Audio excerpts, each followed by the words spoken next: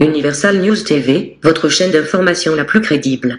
Le 13 mai dernier, lors d'une réunion sous la formule ARIA, que le Conseil de sécurité de l'ONU a tenue à New York sur la situation humanitaire au Cameroun, la Russie, la Chine et la Guinée équatoriale ont formellement défendu le gouvernement camerounais. La Chine et la Russie dénonçaient clairement une ingérence flagrante de la communauté internationale dans la gestion de la crise qui secoue les deux régions du nord-ouest et le sud-ouest du Cameroun.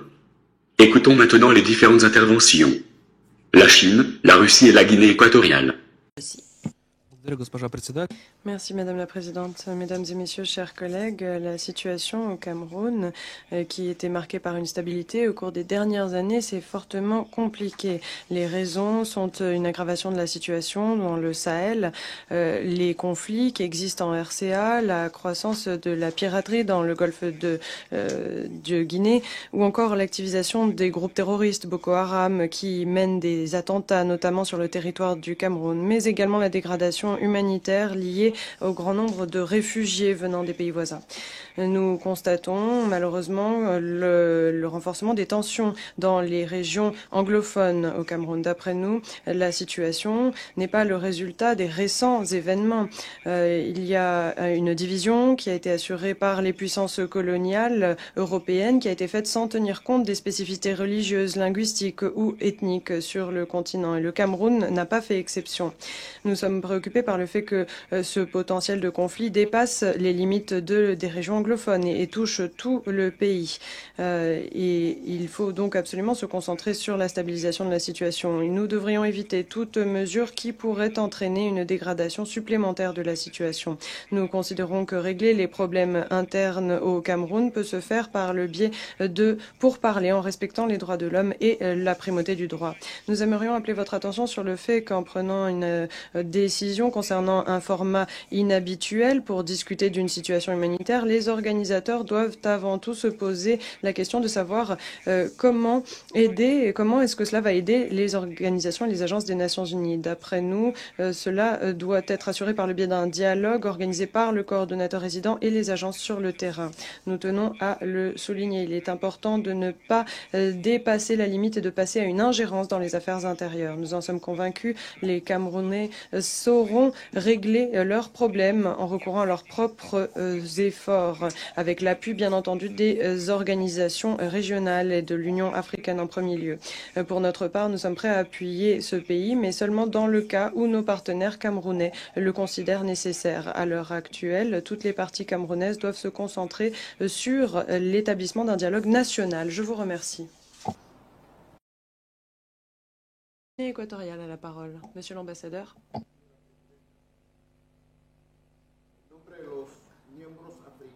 Microphone, s'il vous plaît, pour la Guinée équatoriale.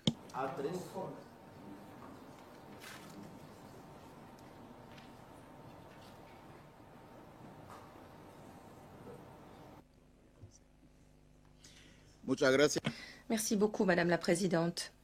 Au nom des membres africains du Conseil de sécurité, la 3, la Côte d'Ivoire, la République d'Afrique du Sud et la Guinée équatoriale, j'aimerais tirer parti de l'occasion qui m'est donnée de remercier les intervenants principaux.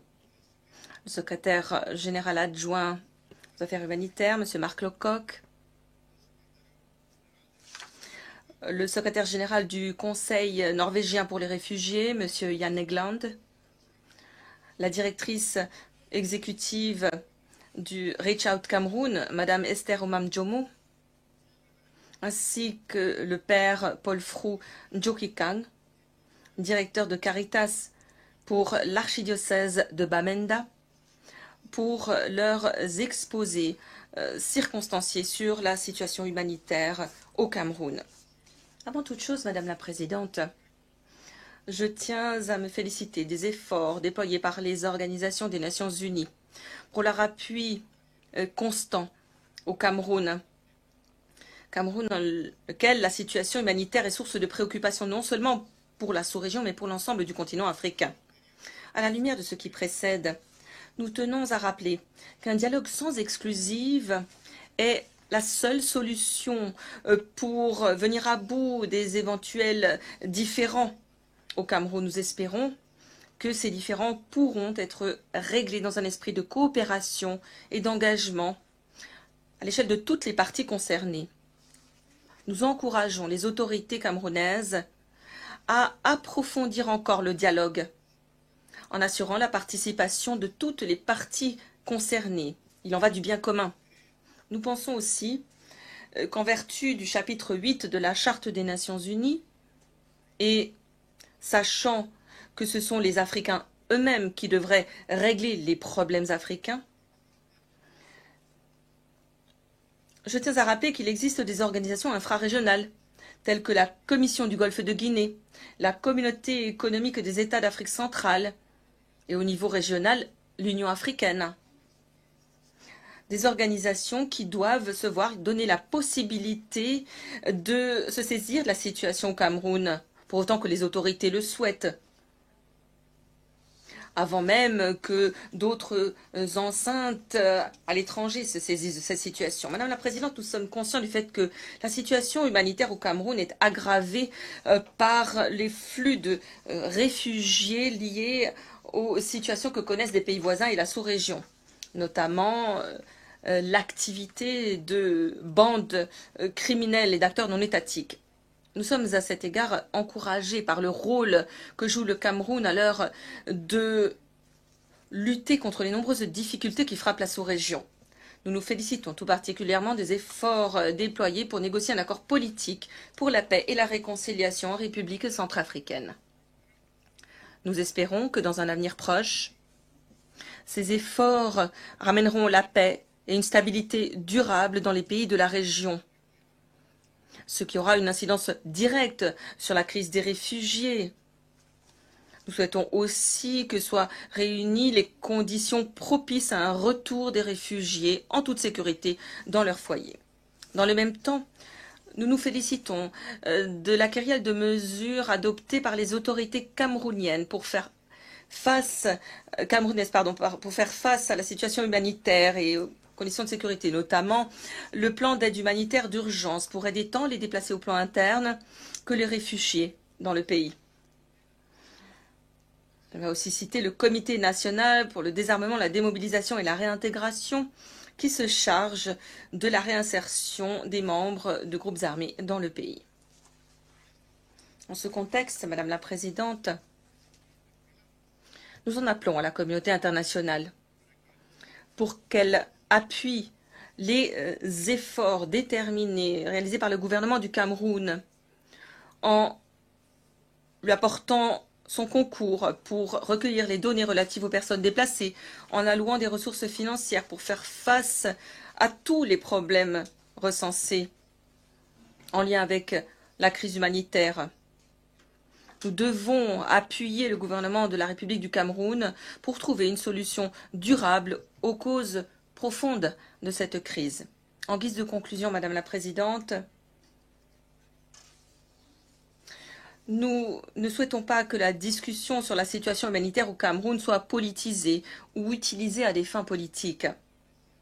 À cet égard, nous tenons à décourager ce type d'approche qui serait particulièrement regrettable et pourrait bien saper les perspectives d'une solution durable à court terme.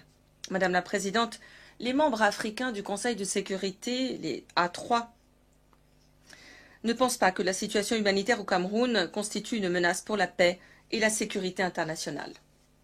Par conséquent, la situation doit être gérée par le gouvernement du Cameroun avec l'appui sincère de la communauté internationale et dans le droit fil des souhaits du peuple du Cameroun. Je vous remercie. Thank you. Merci. Je donne la parole à la Belgique.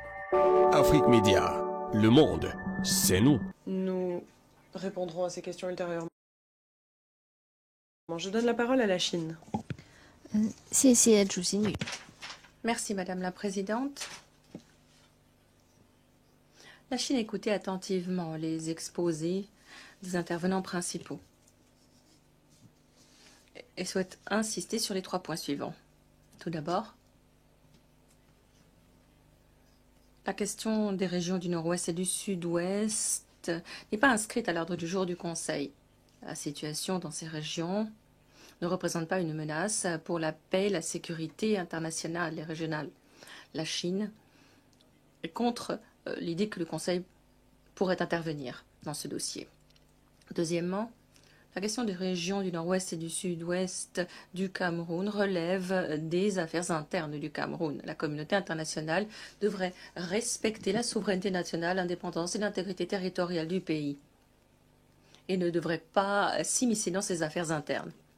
Troisièmement, la communauté internationale devrait revoir à la hausse l'appui offert au Cameroun et aider le gouvernement du Cameroun à renforcer ses capacités pour lutter contre le terrorisme, éliminer la pauvreté et promouvoir le développement. La Chine appuie le gouvernement du Cameroun dans le cadre des efforts déployés pour préserver l'unité nationale ainsi que l'intégrité territoriale du pays. Convaincus que nous sommes que le Cameroun a la capacité de garantir le respect de la loi, préserver les intérêts des citoyens, réaliser une stabilité durable et l'unité. Je vous remercie.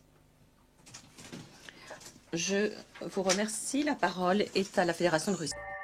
La Chine, la Russie et la Guinée équatoriale pensent que la communauté internationale doit respecter la souveraineté du Cameroun. Toutes ces puissances se disent disponibles à appuyer les efforts du gouvernement camerounais dans la résolution de la crise dans le nord-ouest et le sud-ouest. Et surtout sans ingérence. Voilà, en fait, l'essentiel à retenir. Universal News TV. Merci de suivre Universal News TV sur YouTube. Nous vous rassurons que les informations que nous diffusons au quotidien sont suffisamment crédibles. Alors, n'hésitez pas à liker la vidéo si elle vous plaît, et si vous êtes nouveau sur la chaîne. N'oubliez pas de vous abonner et d'activer la cloche de notification pour ne pas rater nos prochaines vidéos.